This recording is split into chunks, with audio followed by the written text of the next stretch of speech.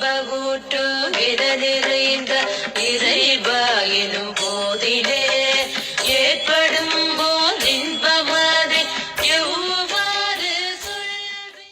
வாழ்க்கை இறைத்தேடல் நண்பர்கள் அனைவருக்கும் வணக்கம். இந்த இறைத்தேடல் மூலமாக நம்மளுடைய வேதாத்திரி மகரிஷியோட கருத்துக்களையும் சிந்தனைகளையும் ஒவ்வொரு பதிவுகளும் வந்து பார்த்துட்டு வந்துட்டு இருக்கோம்.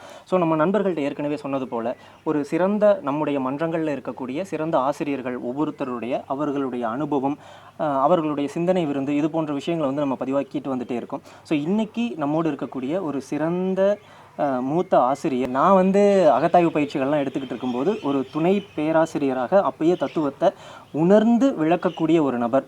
சொல்லப்போனால் 2 வகையில் சொல்லுவோம். அதாவது ஓதி உணர்தல், உணர்ந்து ஓதுதல்பாங்க. ஐயாலாம் வந்து தன்னிலே அந்த உணர்வை தன்னுணர்வாக பெற்று மற்றவர்களுக்கும் உணர்த்தி கொண்டு இருக்கக்கூடிய தொண்டில் இருக்கக்கூடியவர்.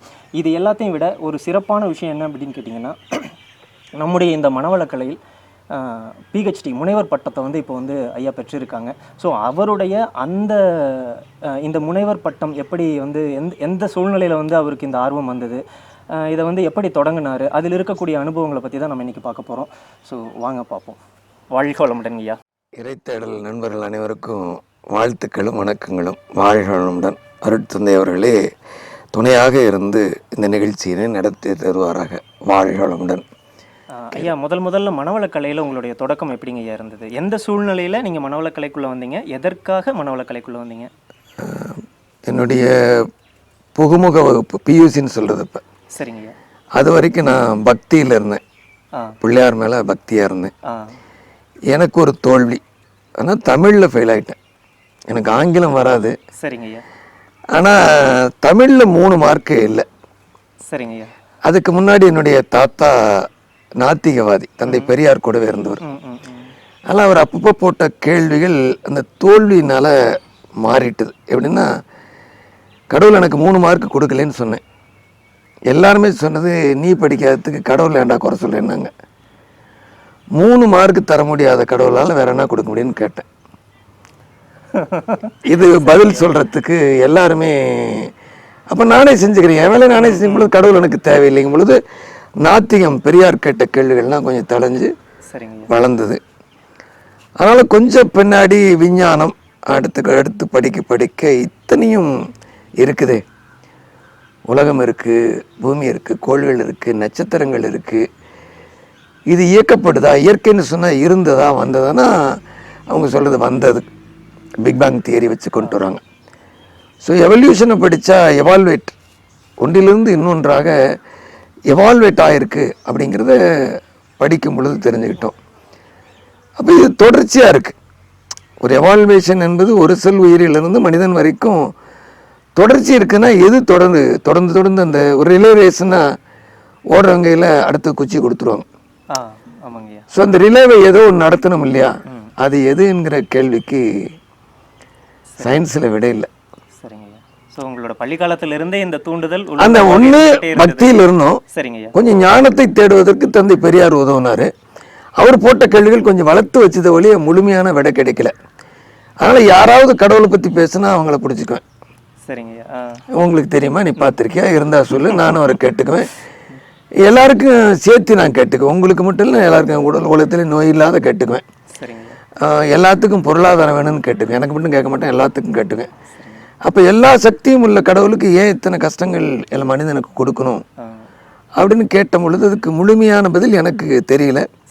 அப்போ மனவளக்கலையை பற்றி யாருங்க உங்களுக்கு இந்த இன்ட்ரோ கொடுத்தது? இப்படி ஒரு மனவளக்கலைன்னு ஒரு இயக்கம் இருக்கு, ஒரு சிலர் இங்கே எடுத்துக்கிட்டவங்க சொன்னாங்க. சரிங்க. அவங்க இந்த காந்த தத்துவத்தை பற்றி பேசினாங்க. அது இப்படி இருக்கா அப்படி இருக்குன்னா அவருக்கு முழுமையாக சொல்ல தெரில. நான் அவர்கிட்ட கேட்டேன், காந்தங்கிறது சயின்ஸு, நீ ஆன்மீகம் பேசுகிற, ஆனால் இந்த எப்படின்னு யார் சொல்லித்தராங்கன்னு, பேராசிரியர் சொல்லித்தராங்கன்னு. அவர் என்ன பிஹெச்டி முடிச்சவரா அப்படின்னு. இல்லை 8ஆம் கிளாஸ் படித்தவங்கன்னாங்க. 8ஆம் கிளாஸ் நான் அந்த ஆள்கிட்ட கேள்வி கேட்கலாம், அப்படி தான் கேட்டேன். அந்த ஆள்கிட்ட கேள்வி கேட்கலாமான்னு. சரிங்க, தாராளமாக கேட்கலாங்க. எனக்கு அந்த கேள்வி கேட்கலாங்கிறது எனக்கு பிடிச்சி போச்சு. சரி அப்படின்னு வந்தேன். அப்புறம் ஒவ்வொரு வாரமும் கலந்துரையாடல் நடக்குங்க. நான் கேள்வி மட்டும் தான் கேட்பேன். அவங்க விடை சொல்ல முடியாத தடுமாறும் பொழுது எனக்கு சந்தோஷமா இருக்கும். ஆமாம், இப்படி தான் மனவளக்கலையில் தொடர்ந்தது. சரிங்க. இது எந்த சூழ்நிலையில் நீங்கள் ஒரு துணை பேராசிரியர் பயிற்சி எடுத்துக்கிட்டீங்க? எவ்வளோ காலத்துக்குள்ளே இது அது 1993 வந்தேன். சரிங்க ஐயா. 92 வந்தேன். நான் 8 மாத காலம் ஓடிடுது, கேள்வியிலே ஓடிடுது. 93 தான் அவங்க சரி இவர் வந்தால் கூட்டம் வரமாட்டேங்குது, அவர் வேணா விட்டுருங்க அப்படின்னாங்க. சரி வெளியே தள்ளிடுவாங்களோ அப்படின்னு தான் சரி நீங்கள் சொல்கிறத கொடுத்துக்குங்க, ஏன்னா என்ன தவம்னா எனக்கு என்னன்னு காட்டுங்க அப்படின்னு சொல்லி கேட்டால் அவங்களுக்கு ஒன்றும் இல்லை, இது உள்ளுக்குள்ளே உணர்றது அப்படின்னாங்க. நீங்கள் ஏமாத்துறீங்களான்னு மட்டும் தான் நினைக்கிறேன் அப்படி. ஸோ இப்போ மேலே உங்கள் மேலே ஒரு நம்பிக்கை இருக்குது, அதனால நீங்கள் வேணால் கொடுத்துக்குங்க, வருதான்னு பார்க்கலாம் அப்படின்னு. ஓ, அந்த 8 மாத காலமும் நீங்கள் அதை எடுத்துக்கல, எதுவுமே எடுத்துக்கல, பயிற்சி ஒன்றும் எடுத்துக்கல. உங்களுடைய கேள்விகளை மட்டுக்கிட்டே இருந்தோம்.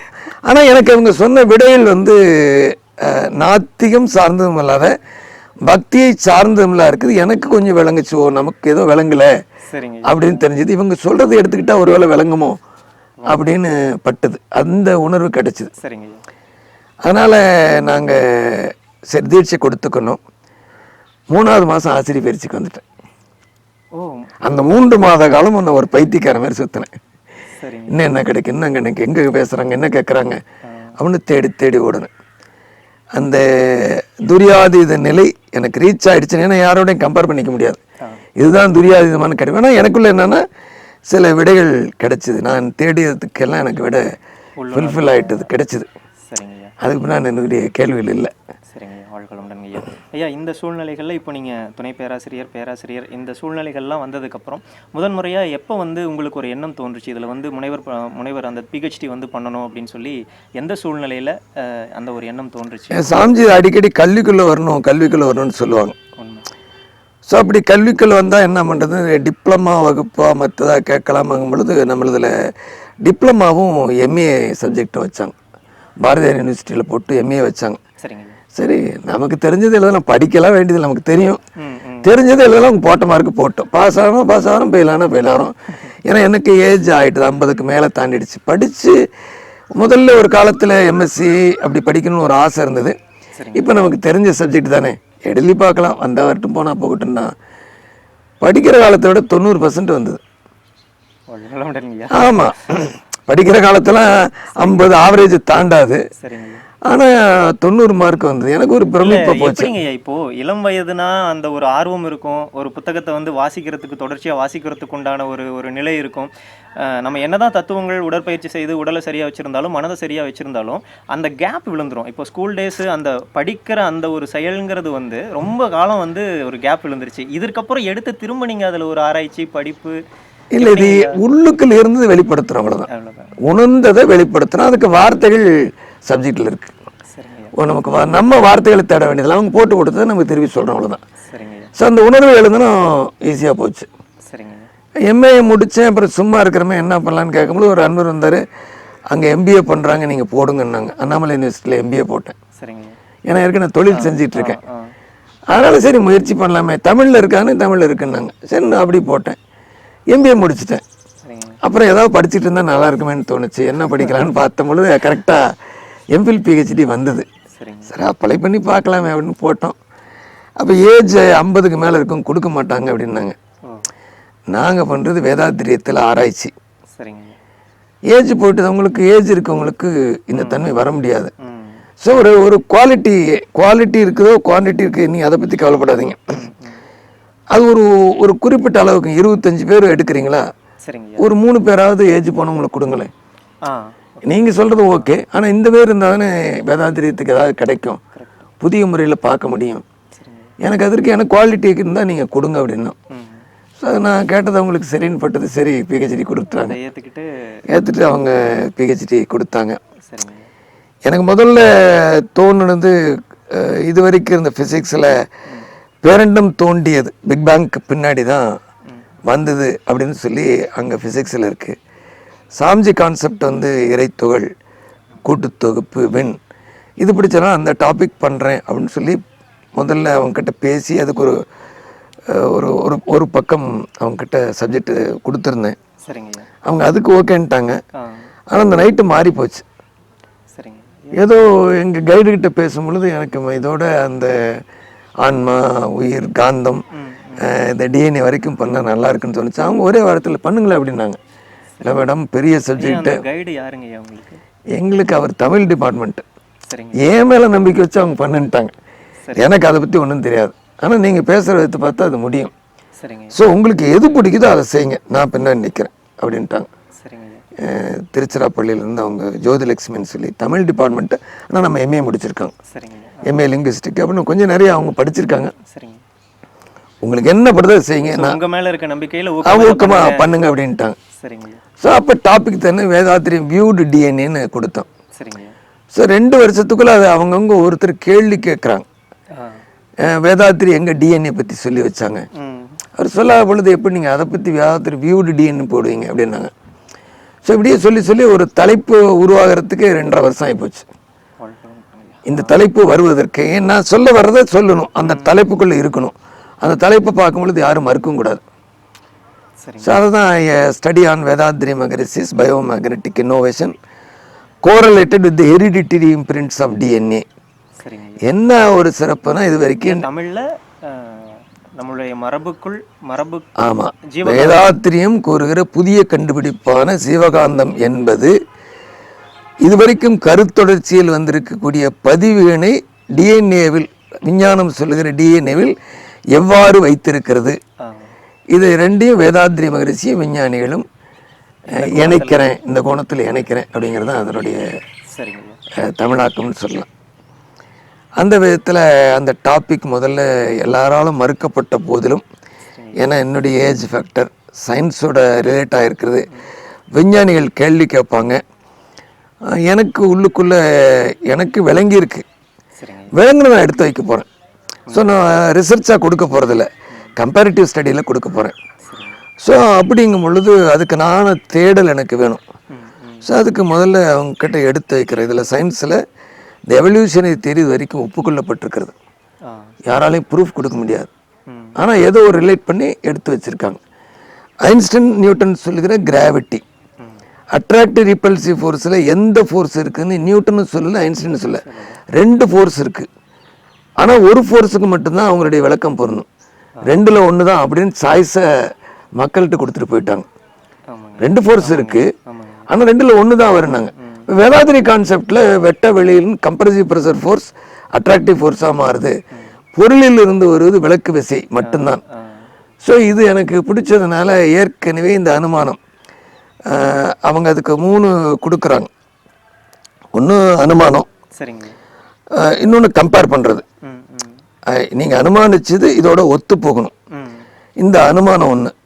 இன்னொரு 3 கொடுத்து இது இருந்தால் சயின்ஸ் ஒத்துக்கலாம் அப்படின்னு வைக்குது. ஸோ என்னுடைய தேடலுக்கு இப்போ ஒரு ஒரு வியூ கிடைச்சிக்கிட்டுது, ஒரு வியூ கிடைச்சிடுது. ஓ இந்த மாதிரி போனால் நாம் சரி பண்ணிட முடியும் அப்படின்னு அந்த தேடலில். அப்போ லோக்கலில் இது வேறு டிஎன்ஏ ஆழியாரில் இருக்கோம், அவர்கிட்ட கேட்டோம். அவர் சில விஷயங்களை சொன்னாங்க. எங்களுக்கு கொஞ்சம் டெல்லிக்கு அனுப்பிச்சி வச்சாங்க, அங்கே போகும்போது சில பேர்த்திட்ட பேசணும். அப்படி பேசின விதத்தில் இந்த ப்ரூஸ் லிப்டன்னு ஒரு மெடிக்கல் காலேஜ் ப்ரொஃபஸர், அவர் தான் டிஎன்ஏ பற்றி கொஞ்சம் டீப்பாக போய் ஏற்கனவே இருக்கிற பதிவு மட்டுமில்லை, சில பதிவுகளை அது வெளியிலிருந்து வர சிக்னலிங் ப்ராசஸில் இந்த டிஎன்ஏ டைரெக்டாக வாங்கிக்குது. சரிங்கய்யா. ஓ மரபு வழி கடத்தல், மரபு வழி இருக்கு. மரபு வழியில் இருக்கிறது எல்லாம் இருப்பதை விட புதிதாக வரக்கூடிய சிக்னலிங் ப்ராசஸ் இந்த டிஎன்ஏ ரியாக்ஷன் பண்ணுது. ஸோ அந்தளவுக்கு அது கான்ஷியஸ்னஸாக இருக்குது. ஸோ டிஎன்ஏ இஸ் காட் அப்படிங்கிறார் ஒரு அமெரிக்க மெடிக்கல் காலேஜ் ப்ரொஃபஸர், டிஎன்ஏவில் இன்னைக்கு லேட்டஸ்ட் ஆய்வில் இருக்கிறவர். ஸோ இது வேதாத்திரியம் எனக்கு சிம்பிளாக விளங்கிக்கிட்டு வேதாத்திரியம் சொல்கிறேன். இந்த மெடியில் இருக்கிற என்விரான்மெண்ட்டில் இருக்கிறத 2 விதமாக பிரிக்க, ஒன்று பயோ மேக்னட்டிசம், இன்னும் யூனிவர்சல் மேக்னட்டிசம். ஸோ வெளியிலேருந்து வர்றது யூனிவர்சல் மேக்னட்டிசம். ஏன்னா அவருக்கு இந்த இதெல்லாம் புரியாது. ஸோ சிக்னலிங் ப்ராசஸுக்கு யூனிவர்சல் மேக்னட்டிசத்துக்கு அவருடைய ரெஃபரன்ஸ் எடுத்துக்கிறேன். ஸோ என்விரான்மெண்டல் சிக்னல், ஏன்னா 2 விதமான தாக்கம் இருக்குது. ஹெரிடிட்டி வந்ததில் உள்ளிருக்கிற பதிவுகள் மட்டுமே வெளிப்படுகிறது அப்படின்னு ஒரு கான்செப்ட் எடுத்தால் அது மாறாத இருக்கணும். ஆமாம், சுற்றுச்சூழல் தாக்கத்தை ஏற்படுத்துகிற நியூ டார்மினேஷன் வர்றாங்க. சுற்றுச்சூழல் அந்த விலங்கினவோ தாவரவோ தாக்கத்தை உண்டாக்குகிறது. சுற்றுச்சூழலே இந்த தாக்கத்தை மற்றது மறுபடியும் மியூட்டேஷன் சொல்லுவாங்க, மியூட்டேட் பண்ணுறது. அது எவல்யூஷன், மியூட்டேஷன், ஜெனட்டிக்ஸ்.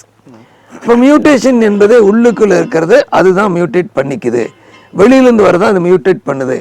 ஸோ 2 விதமான கான்செப்டை டார்வின் கோட்பாடில் ஒன்று, நியோ டார்வினிசம்னு ஒன்று, 2 வச்சுருக்கிறாங்க. ஸோ ஒரு பக்கம் டார்வினை எடுத்திங்கன்னா பதிவுகள் எல்லாம் இருக்குது, அந்த பதிவு மட்டும்தான் இருக்குது, புது பதிவு அதை எப்படி ஆட் பண்ணிக்குது. ஸோ வளர்ச்சி இருக்காது. இப்போ வளர்ச்சி வருதுன்னா நியோ டார்வினிசம் எடுக்கணும். ஆனால் 2 கான்செப்டாக வச்சுருக்கு.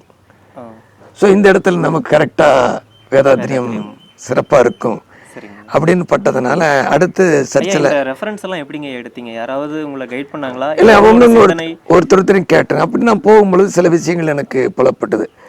நீங்கள் இப்போ இருக்கிற பதிவு என்பது காந்தம்னு சொன்னதுனால அது சடப்பொருளா உயிர் பொருளா அப்படிங்கிறதுல இது வரைக்கும் எனர்ஜி அப்படின்னு சொல்லிட்டாவே ஜடத்துக்கு கொண்டு போயிடுறாங்க. இப்போ நமக்குள்ளேயும் எனர்ஜி இருக்கு. ஸோ அப்படி எனர்ஜி வழியாக யாரெல்லாம் தேடி இருக்கான்னு கேட்டால் இது வரைக்கும் படித்த இங்கே படிப்பில் அது இல்லை. ஸோ மெடிக்கல் காலேஜ் ஸ்டூடெண்ட்டு சில பேர்த்து கேட்டு பார்த்தேன். நம்ம பிபிஎஸ்சி இங்கே வெட்டினரி காலேஜ் இருக்கு இல்லையா, அதில் ரிசர்ச் பண்ணவங்கள போய் கேட்டு பார்த்தோம். அவங்களுக்கு நம்ம சொல்கிற கான்செப்டு இந்த மாதிரி எங்களுக்கு எதுவும் இல்லை. அப்போ நீங்கள் இந்த பதிவு எப்படி இருக்குன்னா அது சீக்வன்சி, அந்த ATCG base pair, adenine thymine cytosine guanine என்கிற பேஸ் பேர் தாவரத்திலிருந்து மனிதன் வரைக்கும் குரோமோசோமோட எண்ணிக்கையும் அதனுடைய கான்செப்ட் எவ்வளவு பதிவு பண்ணி வச்சுருக்கோ அதுதான் இது வரைக்கும் சயின்ஸ். சீக்வன்சி இஸ் மெமரி அப்படின்னு வச்சுருக்கு. ஸோ நம்ம பார்கோடு போட்டிருக்கோம் இல்லையா, இந்த பார்கோடு மாதிரி இந்த சீக்வன்ஸ் எப்படி இருக்கோ அதுதான் மெமரி.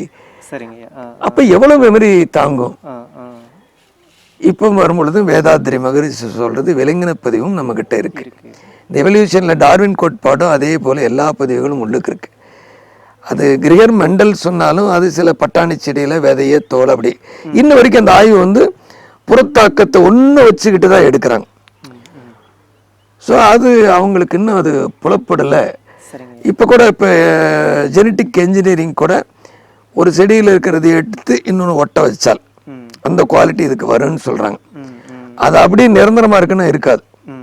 நான் ஒரு விவசாயி, இந்த டார்ஃப் வெரைட்டி என்கிற ஒரு தாவரம், இப்போ வாழைன்னு வச்சுக்கலாம், அதையும் ஒரு ஷார்ட் வெரைட்டியில் நிறைய காய்க்கிறதும் ஒரு நோய் தாக்குற ஒன்றையும் சேர்த்து நம்ம இப்போ வாழைப்பழம் வச்சுருக்காங்களே ரொபஸ்டா அப்படின்னு, அது 2 தலைமுறைக்கு மேலே போனால் அது அப்படியே குறுத்து போகுது. அந்த பழைய செடி எப்படி இருந்தால் அது மாதிரி ஆகிடுது. இவங்க நோயின்னு நினைக்கிறாங்க, அது நோய் இல்லை. அந்த கொடுத்த அந்த குவாலிட்டி ஒரு தலைமுறை 2 தலைமுறைக்கு தான் அது வருது. 3ஆவது தலை என்ன குவாலிட்டி, பழைய குவாலிட்டி என்னவோ அது டாமினேட் ஆகிடுது. ஸோ டாமினேட்டிங் ரெசசிவ் கேரக்டர்னு நீங்கள் ஆதி காலத்திலேருந்து ஒரு செல் உயிரிலிருந்து இன்ன வரைக்கும் ஏற்பட்ட அத்துணை பதிவுகளையும் அது வச்சிருக்குன்னு வேதாத்திரி மகரிஷி கொண்டு வர. தானா பரிணமித்து வரும்போது அது வேற, ஒரு செயற்கையான முறையில மற்றொரு இதை நம்ம இணைக்கும் போது அது முழுமையா கடத்துக்கிட்டே போறது. ஆமா, ஜெனட்டிக் இன்ஜினியரிங் இன்னைக்கு அந்த வேலை தான் செஞ்சிட்டு இருக்கு. இப்ப சமீபத்துல பருத்தி விதைய போட்டு நீங்க எதிர்பார்க்கிற பருத்தி வந்துடுச்சு. ஆனா இலைய சாப்பிட்ட மாடுகள் செத்து போச்சு. விவசாயிகளுக்கு உண்டான ப்ராப்ளம் என்ன நடந்திருக்குன்னு சொன்னா, இந்த விஷச்செடி ஒன்றும் அதனுடைய டிஎன்ஏ கோடிங்களை எது விஷமா இருக்கிற ஒரு கோடு எடுத்துக்க வேண்டியது. இது பருத்தி செடியில இந்த கோடோடு எங்க ஆட் ஆகும் அப்படின்னு சொல்லி மேட்ச் பண்ணி அதுல இருந்து தயார் பண்ண ஒரு விதைய தாய் விதையா வச்சுட்டு மறுபடியும் ப்ரொடக்ஷன் பண்ணலாம். இது என்ன ஆச்சு, இவங்க காய்ப்புழு வருதுன்னு தான் அதுக்காக விஷத்தை கொடுக்குறாங்க. இலையிலும் விஷம் வந்துடும், இலையிலையும் வரும். ஆனா அந்த காய்ப்புழுல காயில இருக்கிற விஷம் அது தின்னு புழு வராது இருக்கும். அங்க அவங்களுக்கு மாடு சாப்பிடுங்க அவசியம் இல்லை, இந்த விவசாயிகளுக்கு மாடு சாப்பிடும். ஸோ இப்போ இந்த மாதிரி ஜெனட்டிக்கல்ல என்னென்னலாம் கோடிங் கொடுக்குறாங்களோ மக்களுக்கு இதெல்லாம் பாதிப்பு வரும் இல்லையா. ஐயா, நீங்க இப்போ இந்த அளவுக்கு ஒரு விவசாயியாவும் இருந்து இவ்வளவு இந்த சிந்தனைக்குள்ள இருக்கிறதுனால இந்த கேள்வியை கேட்குறேங்க ஐயா. இப்போ இது போல இன்னைக்கு நமக்கு தேவையான அளவுக்கு இப்படி தேவை அப்படி தேவைன்னு மரபணுல நம்ம மரபுல கையை வச்சு மாத்திக்கிட்டே இருக்கும். ஒவ்வொரு விதையும் இப்போ உதாரணத்துக்கு தென்னை மரம் பார்த்தீங்கன்னா ஆதி காலத்துல இருந்தது வேற, இப்போ ஹைபிரிடா எல்லா விஷயத்திலையும் ஹைபிரிடு நம்ம கொண்டுகிட்டு வந்துட்டே இருக்கோம். ஸோ இதை எப்படிங்க ஐயா நீங்க பாக்குறீங்க, இது சரியா இல்ல பழைய முறைப்படி அப்படியே இருக்கிறது தான் சரியா? இல்ல, மக்கள் தொகை வளர்ச்சிக்கு தகுந்த மாதிரி இது வேணும் ஓகேவா இருக்கலாம். சரிங்க, இப்போ இது வேணா தேவையா இருக்கலாம். ஆனா ஒரு காலகட்டத்தில் என்ன ஆகுன்னா, இப்போ விதைகள் இல்லாத மலட்டுத்தன்மையை அதுக்கு உருவாக்கிட்டோம்னா மலட்டுத்தன்மை உள்ளவர்கள் தான் குழந்தைகளாக வர முடியும். ஸோ அதை நம்ம உட்கொள்ளும் போது ஆமாம், ஒரு நாள் 2 நாள் அல்ல, அதாங்கய்யா தொடர்ந்து உட்கொள்ள மலட்டுத்தன்மையை தான் ஏற்படும். ஏன்னா இயற்கையில் உள்ள மலட்டுத்தன்மை இல்லாத விதைகளை கொடுக்குற தன்மை இருந்ததுன்னா அது மனிதனுக்கு வந்து சேரும். அப்போ ஒவ்வொன்று ஹைபிரிட்னு நீங்கள் எதை கொடுத்தீங்கனாலும் வேறொரு ரசாயனத்தை வேறொரு தகமாற்றத்தை இங்கே ஏற்படுத்தும் பொழுது அதை தாங்கி வருகிற அளவுக்கு மனிதனுக்குள்ள தக்க அமைப்பு வர்ற வரைக்கும் இது ஒரு ப்ராப்ளமாக தான் கிரியேட் ஆகும். சரிங்க. அந்த விதத்தில் பார்க்கும் பொழுது அது வந்தது. எனக்கு என்னென்னா வேதாத்திரிய கான்செப்டில் ஒரு நியூ கான்செப்ட் என்னென்னா நியூட்டன் ஐன்ஸ்டைன் விட்டதை வேதாத்திரியம் தொடருது. எங்கே வருது அப்படின்னா குவாண்டம் ஃபிசிக்ஸ் வரையில் வருது. இது வரைக்கும் குவாண்டா அப்படின்னா என்னன்னு சொல்லுங்க பார்க்கலாம். ஃபிசிக்ஸில் சொல்கிறாங்க இல்லையா, அது குவாண்டா அப்படின்னா அது டார்க் மேட்டர், டார்க் எனர்ஜி, அது வருது இருக்குதா தேய்தான்னு அதை கண்டுபிடிக்க முடியல. அதுதான் இந்த செயலை பண்ணுது. நீங்கள் கம்ப்யூட்டர் எடுத்தாலும் சரி, செல்ஃபோன் எடுத்தாலும் சரி, அதுக்குள்ளே இந்த குவாண்டா தான் போய் ஆக்டிவேட் ஆகுது. இந்த குவாண்டா எங்கிருந்து வருது தெரியல, வேற ஒன்றும் இல்லை, தெளிவான விளக்கம் இல்லை. இதை வேதாத்திரியம் கொடுக்குது. ஸோ எங்கே வருதுன்னா வேதாத்திரியம் ஆரிஜின் சின்னதுலேருந்து வருது. அவங்க பிக் பேங் தியரியை எடுத்தாங்கன்னா இந்த ஆரிஜினாக இருக்கும் பொழுது ரெட் ஷிஃப்ட்னு ஒரு தியரி வைக்கிறாங்க. ஒளி வளைகிறது அப்படின்னா பிரபஞ்சத்தோட எல்லை எதுன்னு ஒரு கால்குலேஷன் போடுறாங்க. இந்த வேகத்தில் ஒளி வளையுமானால் எவ்வளோ காலத்தில் இந்த பிரபஞ்சம் என்னவா இருந்திருக்குன்னு. இப்போ 13.7 பில்லியன் ஆண்டுகளுக்கு கணக்கு போட்டிங்கன்னா இந்த பிரபஞ்சம் அட்டாமிக் நியூக்ளியஸ் அளவுக்கு தான் இருக்குது. ஸோ அதிலிருந்து தான் ஆரிஜின் ஆகிருக்க முடியும். இது ஒரு நியூ கான்செப்ட். ரெட் ஷிஃப்ட்டுங்கிற ஒரு தியரி பிரகாரம் ஒளி வளைவதனால் இந்த ஒளி வளைகிறதே கணக்கு போட்டால் 13.7 பில்லியன் ஆண்டுகளுக்கு முன் இப்பிரபஞ்சம் தோன்றிய பொழுது இது அட்டாமிக் நியூக்ளியஸ் அளவுக்கு தான் இருந்தது. அதனுடைய பெருக்க தொகையிலே போட்டு 43 நிமிஷத்துக்குள்ளே அது பிளாஸ்மா ஆகி நெபுலா ஆகி வெடித்து செதறி கோள்களும் மண்டங்களும் தோன்றியது. இதை எத்தனை விஞ்ஞானிகள் பார்த்தாலும் சரி, ஒரு 43 நிமிஷத்துக்குள்ள ஒரு பிரபஞ்சத்தை தோற்றுவதற்கு அளவுக்கு இங்கே என்ன இருந்தது, ஒன்றும் இல்லைன்னு வைக்கிறாங்க. ஒன்றும் இல்லைன்னா எப்படி 43 நிமிஷத்துக்குள்ள இவ்வளோ பெருசாக மாறும்? இப்போ சாமிஜி சொல்கிற த டஸ்ட் பார்ட்டிகிள், வெட்ட வெளியின் இறுக்கமும் அதிர்வும் துகள்களை உருவாக்கி கொண்டே இருக்கிறது. இன்றும் அது நடந்து கொண்டே இருக்கிறது. அது எங்கேயோ ஒரு இடத்துல நடக்குது. அப்போ மீண்டும் அது சூழ்ந்தழுத்தத்தினால் இது எப்படி சுலபமாக எளியமாக பிடிக்குன்னா முதல்ல பூந்தியை சுட்டுட்டோம், அப்புறம் லட்டு பண்ணுறோம். இந்த கம்ப்ரசிவ் ப்ரெஷர் ஃபோர்ஸ் தான் சரௌண்டிங் ப்ரெஷர் ஃபோர்ஸாக மாறும் பொழுது அது சேர்த்து. ஆமாம், சாமிஜிட்ட ஒரு கேள்வி கேட்குறாங்க. நீங்கள் சொல்கிறதுனா இந்த வெட்ட வெளிக்கு இவ்வளோ ஆற்றல் இருக்குது அப்படின்னா இந்த பேரண்டை முழுவதும் அதனுடைய கம்ப்ரஸர் ஃபோர்ஸை தாங்கவே முடியாது அப்படின்னு. சரிங்க. அவரு கேட்டார், இந்த பூமிக்கு என்ன எடை இருக்கும், இவ்வளோ இடம் இருக்குன்னு சொல்லி கணக்கு போட்டு இந்த பூமி எதில் மிதக்குதுன்னு கேட்டாங்க. மிதக்கிறத அவங்க ஒத்துக்கிட்டாங்க. எதில் மிதக்குதுன்னாங்க. ஸோ கிராவிட்டியில் மிதக்குனாங்க. உங்களையும் பாதிக்குதா அப்படின்னாரு. கிராவிட்டின்னா பூமி அழுத்தம், கிராவிட்டி உங்களையும் தானே அழுத்தம். இப்போ அவங்களால பதில் சொல்ல முடியல. வேற ஒன்றும் இல்லைப்பா, அந்த துகளையே அது தாங்கிக்குது. எல்லாம் தனித்தனி பொருள் வெளியில் தான் சுற்றுது. அந்த துகளையே தாங்கிக்கிற மாதிரி தான் அந்த பொருளையும் தாங்கிக்குது. பூமினுக்குன்னு தனியாக வெயிட்ட வேண்டியதில்லை. எல்லாம் மிதக்கிற பொருள் தான். அதில் கொஞ்சம் பெருசாக நீ பார்க்குற அணுவிலிருந்து அண்டம் வரை எல்லாமே எல்லாம் மிதக்கிறது தான். அதை கம்ப்ரஸ் பண்ணி ஒன்று சேர்த்து வச்சிருக்குது. அது அவ்வளோதான். ஸோ இப்போ இந்த கான்செப்டில் அவர் எந்த அளவுக்கு அது தொகுப்பாக இருக்கிறதோ அந்த தொகுப்பு மையப்புள்ளியில் இருக்கிறதும் உரசும், அதனுடைய பெரிஃபெரி வரைக்கும் எங்கே இருக்குதோ அங்கேயும் உரசும். பெரிஃபெரிக்கு அப்பால் எந்த அளவுக்கு ஃபோர்ஸ் இருக்குதோ அந்த அளவுக்கு அது இது அழுத்த அது உரச அந்த இடத்துல மறுபடியும் இந்த குவாண்டா உற்பத்தி ஆகிட்டே இருக்கும். சரிங்க. So each and every particle have a quanta. So இந்த குவாண்டாவை தான் அவர் இன்னும் கொஞ்சம் பெருகிச்சுன்னா அழுத்தத்தினால் பெருகிச்சுன்னா அதை ஆட் பண்ணிக்கிட்டே வரும். இது பேர் அழுத்தம். அந்த குவாண்டா சைஸ்லேயே இருக்கிற வரைக்கும் இது அழுத்தமாக மாறும். அந்த குவாண்டா சைஸுக்கு மேலே போக முடியாது, இன்னும் மேலும் அழுத்தப்பட்டால் அது உடையும் கரையும். இந்த நிகழ்வு எல்லாம் அதற்குள்ளேயே அதுக்குள்ளேயே நடக்குது, அதனுடைய பெரிஃபெரியிலையும் நடக்கும். சரிங்க. பூமிக்குள்ளேயும் குவாண்டா உற்பத்தி ஆகும், பூமியோட ஆர்பிட்லேயும் வரும். ஆனால் என்ன டிஃபர் ஆகுதுன்னா அதனுடைய ஷேப்புக்கு தகுந்த மாதிரி இது பெருசாகும். அதனுடைய வேல்யூமுக்கு தகுந்த மாதிரி சுற்றுவட்ட பாதை, அகலம், நீளம், ப்ரெஷர் டிஃபர் ஆகிட்டே இருக்கும். ஸோ அப்போ இந்த குவாண்டா உற்பத்தி கொஞ்சம் மேலே போகும்பொழுது அதனுடைய அழுத்தத்திலே மீண்டும் உடைக்கப்பட அழுத்தப்பட. ஸோ இதில் தான் இந்த இடத்துல நான் என்னுடைய கான்செப்டில் எங்கெல்லாம் ஸ்பின்னாக அந்த மேக்னெட்டிக் ஃபீல்டு உட்காருதோ. இப்போ இன்னும் கொஞ்சம் வந்துட்டு அது நான் குவாண்டான்னு சொல்கிறத அவர் மேக்னெட்டிசம், மேக்னெட்டிக் பார்ட்டிக்கல்னு வைக்கிறார். ஸோ பார்ட்டிக்கலாக அது வேவா அப்படின்னா அது சற்று நேரமாவது இந்த முதல்ல தோன்ற டஸ்ட் பார்ட்டிக்கிள் பொருளாக மாறும். ஆனால் இதில் செகண்டரியாக வர அந்த உரசலினால் வருது இல்லையா, அது தோன்றி மறைஞ்சிடும். அப்போ ப்ரெஷர் எவ்வளோ அளவுக்கு அது சேர்ந்துக்குதோ அதுக்கு பேர் ப்ரெஷராக இருக்கும். இன்னும் கொஞ்சம் தாண்டி அது எலக்ட்ரிசிட்டி, அங்குள்ளே எலக்ட்ரிசிட்டி ஆகிடும். மூணாவது அது கெமிக்கலாக மாறிக்கும். இது ஃபோர்ஸோட ரியாக்ஷன். இந்த குவாண்டாவோட ரியாக்ஷன் குவாண்டாவாக இருக்குது, மேக்னட்டிசம், அது ப்ரெஷராக இருக்கும். அது கொஞ்சம் ஆகிட்டுதுன்னா எலக்ட்ரிக்கல் ஆகிடும். இன்னும் கொஞ்சம் ஆனால் கெமிக்கலாக இருக்கும். இது வைஸ் வர்ஸா, கெமிக்கல்லேருந்து எலக்ட்ரிக்கலாக வரும், எலக்ட்ரிக்கல்லேருந்து மேக்னெட்டிக்கலாக. எங்கே குறைஞ்சாலும் கூடனாலும் இந்த வைஸ் வர்ஸா அதை மாற்றிக்கிட்டே இருக்கும். இந்த இயற்கையோட தன்மை. இப்போ இந்த மாதிரி சடப்பொருளிலிருந்து வரக்கூடிய குவாண்டாவை ஒரு யூனிவர்சல் மேக்னட்டிசம் கொடுத்துட்டார். சரி, நாம் ஜடமா உயிரா அப்படின்னு சொல்லிக்கிறோம். பிறந்த பொழுது இருந்த 2.5 கிலோ மட்டும்தான் உயிரா இருக்கணும், மீதி உருவானதெல்லாம் ஜடம் தானே. அப்படியே ஜடம்னு உள்ளுக்கு உங்களை பிரிச்சாலும் எல்லாம் calcium, magnesium, potassium, iron, phosphate, phosphorus, இது எப்படி தானே பிரித்து சொல்றீங்க? அப்போ அது எப்படி நீங்களா இருக்க முடியும்? ஸோ இதை அது எங்கெல்லாம் ஸ்பின் இருக்கோ, சுற்றோட்டமாக எங்கெல்லாம் தொகுப்பு சுற்றோட்டமாக எங்க அமையுதோ அதெல்லாம் உயிரினம். அது ஒரு செல்லா இருந்தாலும் சரி, மனுஷனா இருந்தாலும் சரி, தொகுப்பு சுற்றோட்டம் இருந்தனால் அது உயிரினம்.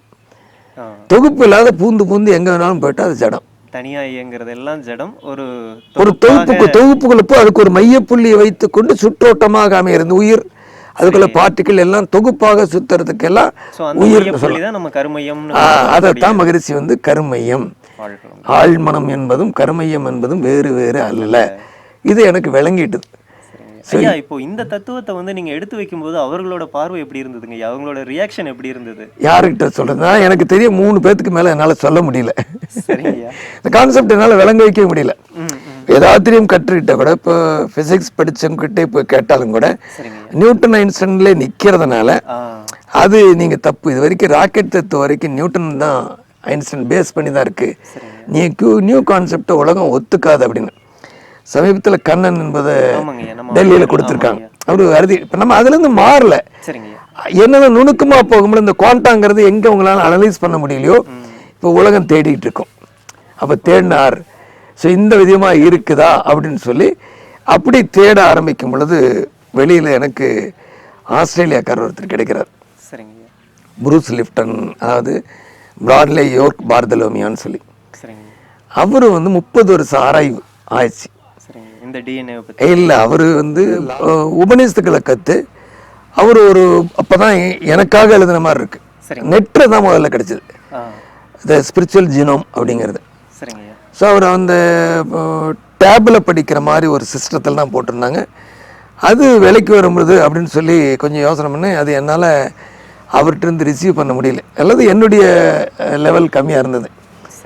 அப்போ ஒரு மறுபடியும் ஒரு 6 மாதத்துக்குள்ள அவர் புக்காக போட்டு புக்கு வெளியேற்றிருக்குன்னு வந்தது.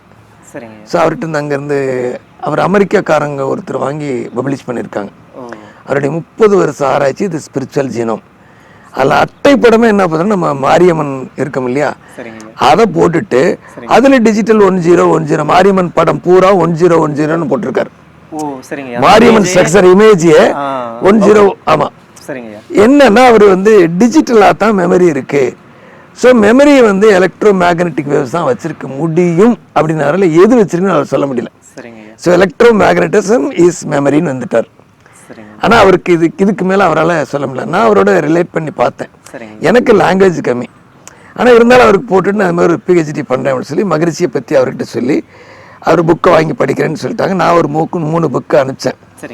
அவர் மறுபடியும் என்னோட இன்ட்ராக்ட் பண்ணுங்கிறதுக்கு பொழுது எனக்கு இந்த கான்செப்ட் புரியாத பொழுது நம்ம அவர்கிட்ட சொல்லி என்ன பண்ணுறோம், அவர் ஒரு கான்செப்டில் இருக்கார். ஓகே, நான் உங்களதெல்லாம் எடுத்திருக்கேன் அப்படின்னு சொல்லிட்டேன். இப்போ எங்கே ஆரம்பிக்கிறோம், அவங்க தேடுற கான்சியஸ்னஸ், இதை பற்றி இது வரைக்கும் உலகம் தேடவே இல்லை. அறிவுன்னு தேடுற மொழியே. ஆனால் இதில் நமக்கு ஒரு பெருமையும் கூடங்க. எங்கெல்லாம் உயர்ந்த அறிவாளிகள் சிந்திக்கும் போது அவங்க நோக்கி தான் அது வந்துருச்சு. ஆமாம், அவங்க தேடி தான் எடுத்திருக்காரு. அப்போ உபநிஷத்துக்கள் கருத்துக்கள்லாம் தேடி உபநிஷத்தில் ஒரு சாப்டராகவும் அது பண்ணி வச்சிருக்காரு. இப்போ எனக்கு வந்து அதில் ரஷ்யன் வந்து நெட்வொர்க்டு இன்டெலிஜென்ஸ்னு ஒரு ஒரு ஒரு புக்கு போட்டிருக்காங்க, ரஷ்யனில் இருக்குது. சரிங்க ஐயா. அது மொழியாக்கம் ஆங்கிலத்தில் பண்ணும் பொழுது இந்த networked intelligence it is a web அப்படிங்கிறாங்க. சரிங்க. இது யூனிவர்சல் வெப்.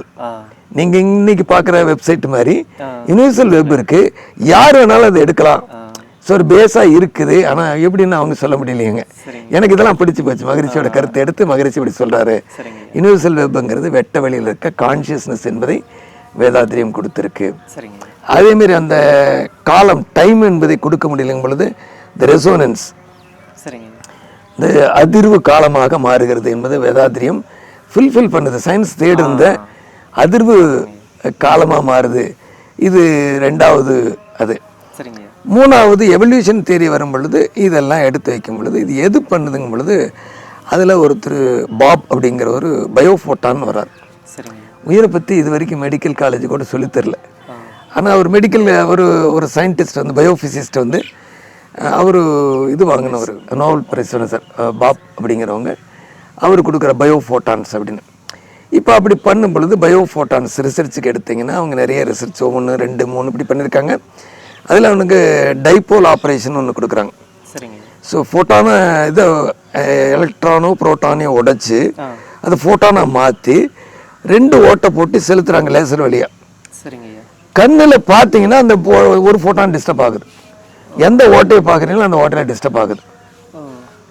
இது ஏன் ஆகுதுன்னு அவங்களால சொல்ல முடியல. நமக்கு விளங்குது, அட இது வெளியில் வான்காந்தம், கண் வழியாக காந்தம் போச்சுன்னா அது தடுமாறுது.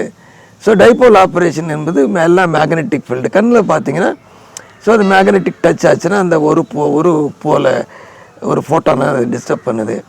ஸோ இது ரெஃபரன்ஸ். இதெல்லாம் வந்து ஆப்ரேஷனுக்கு இது ஒன்று. நிறைய இப்போ வந்து டிஎன்ஏ பற்றி ஆராய்ச்சிகள் உலகம் முழுவதும் நிறைய போகுது, நிறைய செலவழிக்கிறாங்க. அதில் வந்து மெடிக்கல் துறைக்கு போகிறாங்க. மெடிக்கல் என்னன்னா எல்லாம் உள்ளுக்குள்ளே இருக்கிறதெல்லாம் மெமரி, எல்லாம் ப்ரோக்ராம்டு. அப்போ ஆர்ட்னா ஒரு ப்ரோக்ராம். ஏன்னா ஒரு சிங்கிள் செல் தாய் தகப்பன் வழியாக நம்ம உருவானாலும் ஒரு டிஃப்யூஸ்டு ஜைகோட் என்ன சொல்ல, ஒரு கரு உருவாயிட்டுதுன்னா அந்த ஒரு செல்லு தான் கட்டிக்குது. 1 2 ஆகும், 2 4 ஆகும், 4 8 ஆகும், அதுதான் மல்டிப்ளை ஆகுது. ஸோ அதுக்குள்ள இருக்கிற ப்ரோக்ராம் தான் ஹார்ட் கட்டிக்குது, லங்ஸ் கட்டிக்குது, லிவர் கட்டிக்குது. ஸோ அதுலேருந்து ப்ரோக்ராம் அப்படிங்கிறத அவங்க கன்ஃபார்ம் பண்ணுறாங்க. அந்த ஒரு செல்லு ஜைகோட்டுக்குள்ள இருக்கிற செல்லு ஆட்டோமேட்டிக்காக ப்ரோக்ராமை வச்சிருக்கு. அது பிரகாரம் வெளியிலேருந்து எனர்ஜி எடுத்து அது என்ன தேவையோ கட்டிக்குது. இடையிலிருந்து மெட்டீரியல் எடுத்துக்கும், ஆனால் ஸ்ட்ரக்சரை உருவாக்குறது அதில் இருக்கிற கான்சியஸ்னஸ் தான். ஸோ அதுக்குள்ளே ஒரு ப்ரோக்ராம் இருக்குது அப்படிங்கிறத ஒத்துக்கிறாங்க. அவங்க எங்கே வர்றாங்க, அப்போது ஒரு நோய் அப்படின்னா ப்ரோக்ராமில் சேஞ்ச் ஆகி போச்சு, கம்ப்யூட்டர் மாரி சிந்திக்கிறாங்க.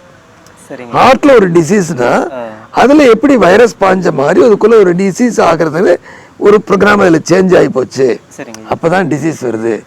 ஸோ ஹார்ட்டை பற்றி ஸ்டடி பண்ணி ஒரு ஹார்ட்னா இப்போ எப்படி பிளட்னா ஒரு 5 குரூப், அதுமாதிரி ஹார்ட்னா ஒரு 10 குரூப் இருக்கலாம்.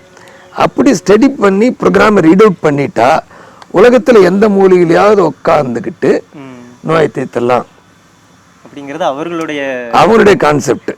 இப்போ எனக்கு அந்த இடத்துல ஒரே சந்தோஷமான நிகழ்ச்சி என்னன்னா, ஒரு வேகம் குறைந்த ஒரு மனிதருடைய ஆற்றலை உடலுக்குள்ள செலுத்திட்டீங்கன்னா நீங்க இல்லை, அது அதனுடைய ப்ரோக்ராமை வெளியே எடுத்துக்க செஞ்சுக்கிட்டே இருக்கும். அப்போ நல்ல மனிதர் உங்களுக்கு நல்லா இருக்குன்னு ஒரு ஆசி வழங்கிட்டா உங்க ப்ரோக்ராம் புட்டப் ஆயிட்டுது. அவர் கருமையத்தை வரைக்கும் ஊடுருவாங்க. நல்ல மனிதர்கள் அவங்களெல்லாம் போக முடியும், புறத்தே இருக்கவங்கள புலன்வழியாக தான் இருக்க முடியும். ஆனால் இவங்க மாரி இருக்கவங்க வாழ்க வளமுடன் மகிழ்ச்சி மாரி இருக்கவங்க நம்மளை பார்த்து சொல்லிட்டா ரீசேஞ்ச் ஆகிடுது, மென்டலி ஃபிசிக்கலி ரெண்டுக்கும். ஸோ ஒரு ப்ரோக்ராம் வந்து அடிஷனல் ப்ரோக்ராம்னு வச்சுக்கல, இந்த ப்ரோக்ராம் ஒர்க் அவுட் ஆனால் அந்த ப்ரோக்ராம் ஒர்க் அவுட் ஆகும்.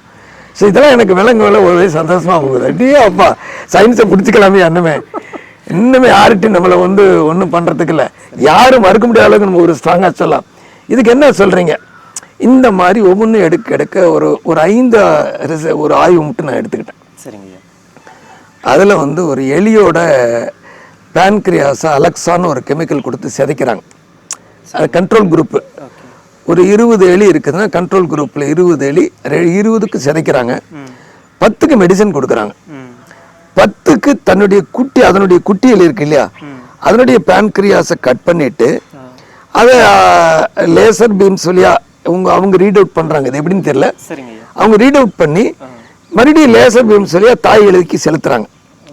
முதல்ல 20 மீட்டருக்கு இந்த குட்டியில இங்க அந்த தாயில 20 மீட்டருக்கு அப்பால் வச்சு இந்த ப்ரோக்ராம் பண்றாங்க. 10% தான் மெடிசன் கொடுத்தது சக்சஸ் ஆகுது. ஆனா இந்த மாதிரி செஞ்சதுல 90% சக்சஸ் ஆகுது. ஸோ இப்போ உலகம் திரும்பி பார்க்குது. எல்லா மனுஷன்னா ஒரு எல்லாம் டிஜிட்டல் தான். அப்போ இதில் கம்ப்யூட்டரில் வந்து ஒவ்வொன்றா டிஎன்ஏ கம்ப்யூட்டிங் வர்றாங்க. ஒரு 160 மில்லியன் சிடியில் இருக்கிறத பயால் டிஎன்ஏக்குள்ள ப்ரோக்ராம் பண்ண முடியும். இதெல்லாம் ஒவ்வொரு ஆராய்ச்சி கட்டுரைகள் இருக்கு. நான் இதெல்லாம் ரெஃபரன்ஸ்க்கு எடுத்து வைக்கிறேன். மெமரி ஸ்டேட்டஸ் வெளியில இருந்தீங்க விஷயத்தை நம்ம டிஎன்ஏ கோட் அவுட் பண்ணிக்குது, ஈஸியா கோட் அவுட் பண்ணிக்குது. ஏன்னா அது டிவைஸ். ஏடிசிஜி என்பது டிவைஸ். அந்த டிவைஸுக்குள்ள இருக்கிற உள்ளுக்குள்ள எங்கெல்லாம் சர்க்குலர் மோஷன் இருக்கோ அதுல ப்ரோக்ராம் என்ன மாடிஃபை. இதுல 8 எலக்ட்ரான் இருக்குன்னா அது ஒரு மாதிரி, 11 எலக்ட்ரான் எவ்வளவு விண்துகள் பிடிச்சி வச்சிருக்கு அதை அது எடுத்து ரீட் அவுட் பண்ணி எடுத்து கொடுக்கும். ஸோ நிறைய விஷயம் புரியுது, என்னால் அது சொல்ல முடியல. ஆனாலும் சரி, நமக்கு தேவையானது என்ன. அப்போ இது வந்து ரிசர்ச்சில் இப்போ வேவ்ஸ் இப்போ 20 மீட்டருக்கு அப்பால் வச்சாங்க, 20 கிலோமீட்டருக்கு அப்பால் வைக்கிறாங்க. நெட்டில் கொடுத்து த்ரூ வயர்ஸ் கிடையாது. ஸோ ஒரு ப்ரோக்ராம் இங்கே எடுத்து இது ரீட் அவுட் பண்ணி நெட்டில் ட்ரான்ஸ்ஃபர் பண்ணி அங்கே நெட்டில் எடுத்து மறுபடியும் அந்த குட்டிக்கு கொடுப்பாங்க, தாய்களுக்கு செலுத்துறாங்க. சக்ஸஸ்ஃபுல் ஒன்று அவங்களுக்கு சந்தோஷம், விஞ்ஞானிகளுக்கு உலகம் சாத்தியம்தான் அப்படின்னு. இது எனக்கு எங்கே சந்தோஷம் வருதான், வாழ்க்கைன்னு வாழ்த்துனா என்ன பண்ணும். அது டிஎன்ஏ வரைக்கும் வெளியில இந்த சிக்னலிங் ப்ராசஸ் நீங்கள் கொஞ்சம் மைண்ட் ஸ்ட்ரென்த் கொஞ்சம் கீழே கொண்டு வாங்க. ரிசீவர் நீங்கள் வந்து டிரான்ஸ்பாண்டராக இருந்து நான் தான் நினச்சிட்டு சுற்றிக்கிட்டு இருக்க வரைக்கும் முடியாது. நீங்கள் உள்ளே போயிட்டீங்கன்னா நீங்கள் ரிசீவராக மாறிக்கிங்க. So universal ரிசீவராக மாறிக்குவீங்க. வெப்பில் இருக்க நீங்கள் எதெல்லாம் எடுத்துக்கலாம். இதுதான் ஞானிகளுக்கு நடந்தது. நீங்கள் ஏன் ஞானியாக மாற முடியாது? இந்த கான்செப்ட் வந்தோடனே சரி இளைய சமுதாயத்துக்கு நம்மளால் ஈஸியாக கொண்டு போகலாம். என்ன கேள்வி விட்டாலும் அவன் கேட்கட்டும், இதுதான் ஏன் நடக்குது, நீ வேணா மறுத்துப்பார், என்ன சொல்லிப்பார். ஸோ ஒரு கான்ஃபிடென்ட் கிடைச்சி போச்சு. இந்த மாதிரி ஒவ்வொன்றும் ஒரு ஆனியன் ரூட், ஒரு 10 ஆனியன் விதைக்க போட்டிங்கன்னா அவர் போடுறாங்க 10 பாட்டில். ஒரு பாட்டில் எலக்ட்ரோ மேக்னெட்டிக் வேவ்ஸ் பாஸ் ஆகாது, அது மாதிரி ஃபில் பண்ணிக்கிறாங்க. ஆனால் இந்த செடிக்கு என்ன வருதோ சூரிய ஒளி நீர் எல்லாம் கொடுத்துட்றாங்க. இந்த 10ல் முதல்ல ஒன்று ஸ்டார்ட் ஆகுது. ஸ்டார்ட் ஆகி நல்லா இருந்தா அடுத்த ஆனியனை நீ வேறு விடலான்னு தூண்டுது. இது ஒண்ணு நல்லா இருக்கு, போதுமான நீர் இருக்கு, வெயில் இருக்கு, வெப்பம் இருக்கு, சரியா இருக்குன்னு முதல்ல விட்டுடுச்சுன்னா அடுத்து தூண்டி வேறு விழா வைக்குது.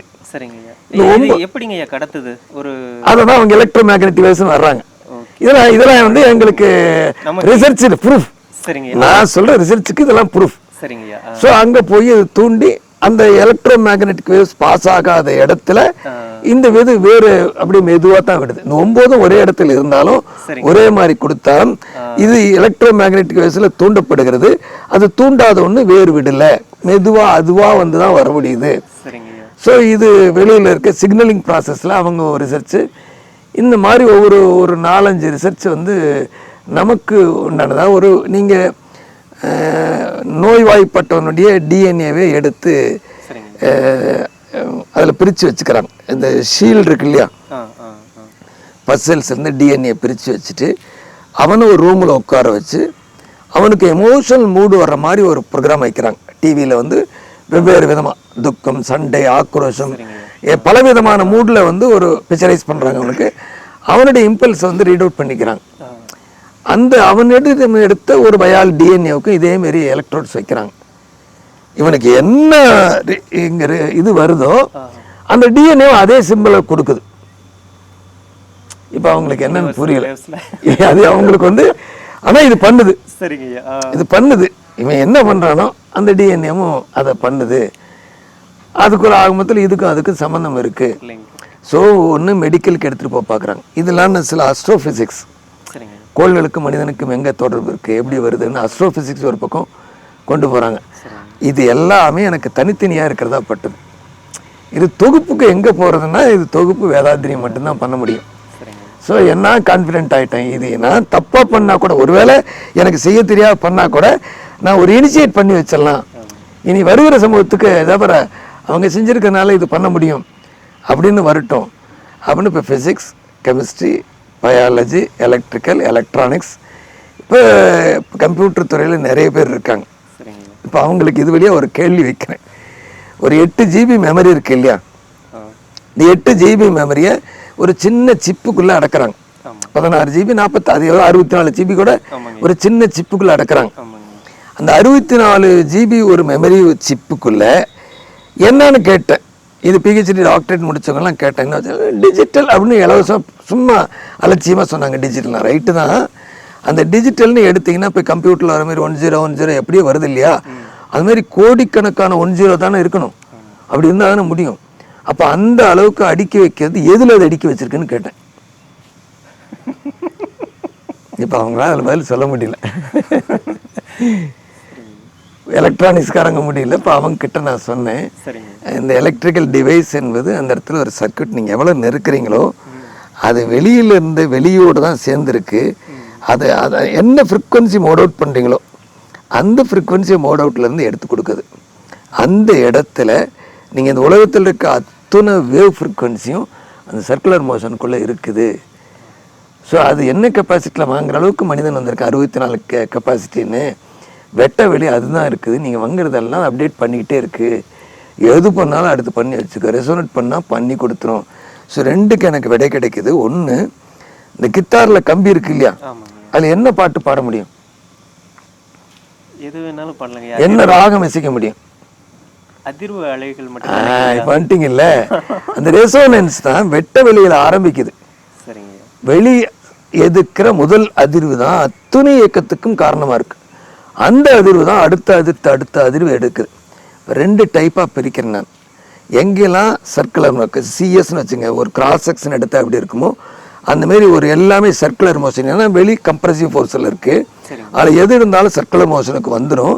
அப்போ சர்க்குலர் மோஷன் அமையும் பொழுது அதுக்கு வட்ட வடிவமாக இருக்கும் பொழுது இந்த காந்தம் உற்பத்தி ஆகி இந்த பயோஃபோட்டான்ஸ்லேருந்து வருகிற இந்த மேக்னட்டிசம் தொடர்ந்து உற்பத்தி ஆகிட்டே இருக்கும். ஆகிறது அந்த இடத்துலையே அழியலாம், இல்லை கொஞ்சம் பெருகலாம், எப்படி போனாலும் மறுபடியும் அது கம்ப்ரஸ் ஆகிட்டே இருக்கும். ஒரு குறிப்பிட்ட இடத்துல கம்ப்ரஸ் ஆனவுடனே அதுக்கு அழுத்தம் வர நேர் எதிராக தள்ளலும் கொள்ளலும் நடக்க அந்த அதிர்வை உள்ளுக்குள்ளேயே வச்சுக்கும். ஒரு அதிர்வு இல்லை, ஏன்னா எல்லா பொருட்களும் இடைவெளி உண்டு. அந்த இடத்துல என்ன அதிர்வு உண்டாக்குதோ நீங்கள் வச்சிருக்கிறத தக்க வச்சுட்டே இருக்கு. இதுலேருந்து ஏறுக்கு, அதாவது 3 ஃப்ரீக்வன்சி இருந்தால் 4வது ஃப்ரீக்வன்சினா 3க்கு போகும், 5க்கு போகும். சரிங்க. ஸோ இந்த வேவ் லென்த்துக்குள்ளே அதை ஏறி இறங்கிக்கிட்டே இருக்கும். ஏற அடுத்தது கொடுத்துக்கிட்டே இருக்கும். ஒரு மிகப்பெரிய தொடர் இயக்கம் ஒவ்வொரு இடத்துல அண்டம் முழுவதும் நடக்குது. அவனின்றி ஒருவனும் மசியாதுன்னு சொன்னாங்க இல்லையா, இப்போ அதுக்கு விட தெரிஞ்சு போச்சு. ஓ, என்ன ஒரு பெரிய இதை எவ்வளோ 1000க்கு முன்னாடி சொல்லி வச்சுருக்காங்க இவங்க.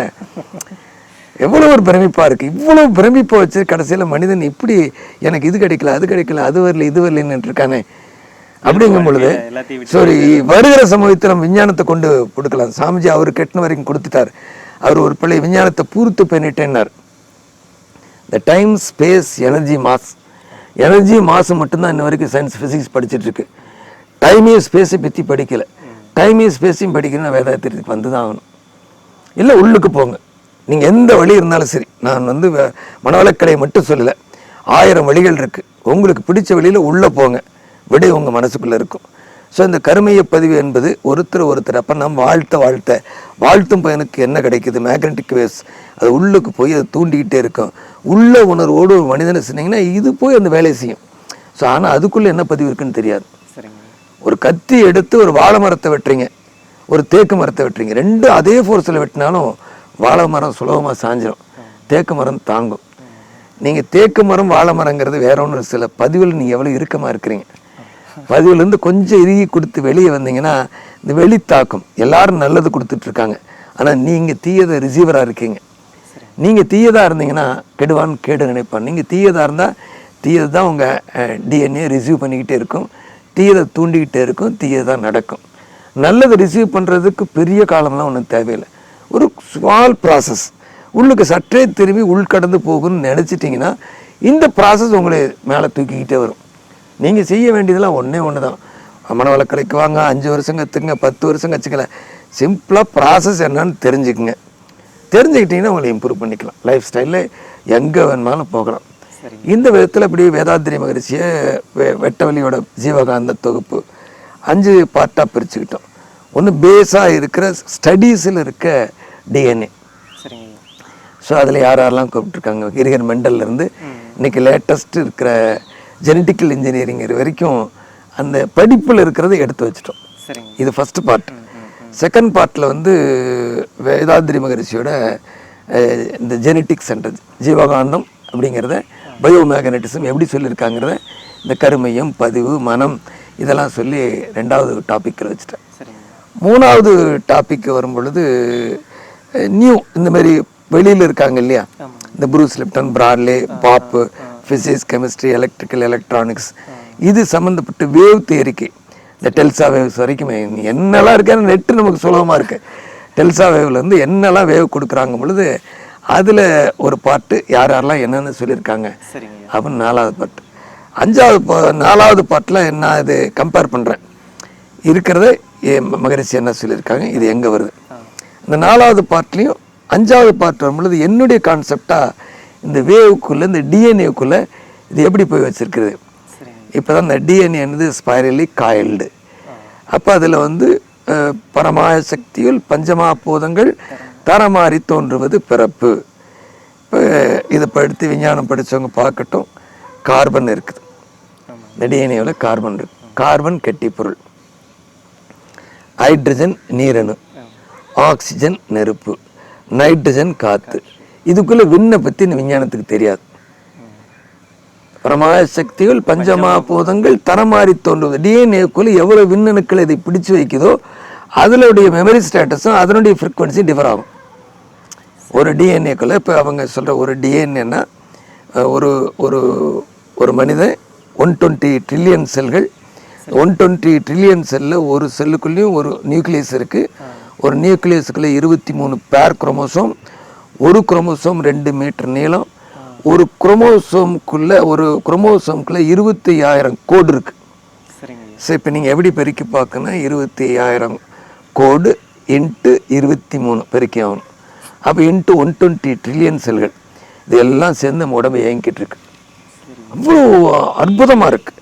என்னென்னா இங்கே இந்த உடலுக்கு என்ன வந்தாலும் அக்செப்ட் பண்ணிக்கிறதா, வெளியே தள்ளணுமா, ஏற்றுக்கிறதுனா அதுக்கு தகுந்த ரசாயனத்தை தயார் பண்ணணும்.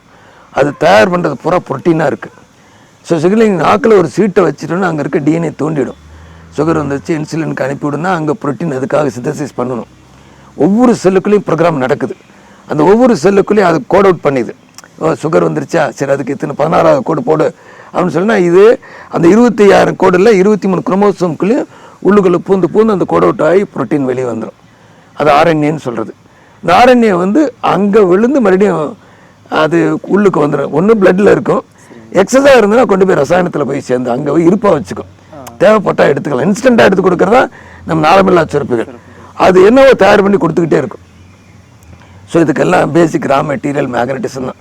ஸோ அந்த உள்ளுக்கு இருக்க கான்ஷியஸ்னஸ்ன்னு விஞ்ஞானம் பிடிபடவே இல்லை.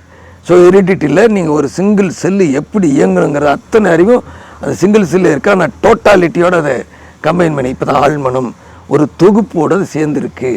அப்போ ஃபிசிக்கலி மென்டலி என்ன விதமாக வேணாலும் அது பாடி ஆக்டிவேட் பண்ணிக்கும். ஸோ நீ மருந்தில்லா மருத்துவத்துக்கு உலகம் தேடுது.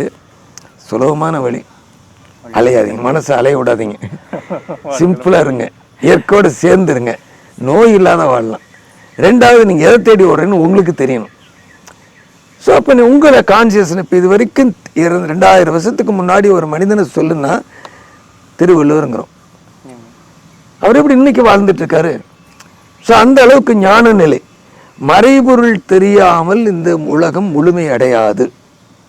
மறைபொருளாக இருக்கிறது ஒரு மனிதனுக்குள்ளேயே உள்ளுக்குள்ள இருக்கிற உயிர் தெரியாது, மனம் தெரியாது, அறிவு தெரியாது, காந்தம் தெரியாது. பிசிக்கல் பாடி ஒன்று தான் தெரியுது இல்லையா, அதுவும் நிரந்தரமா இல்லை.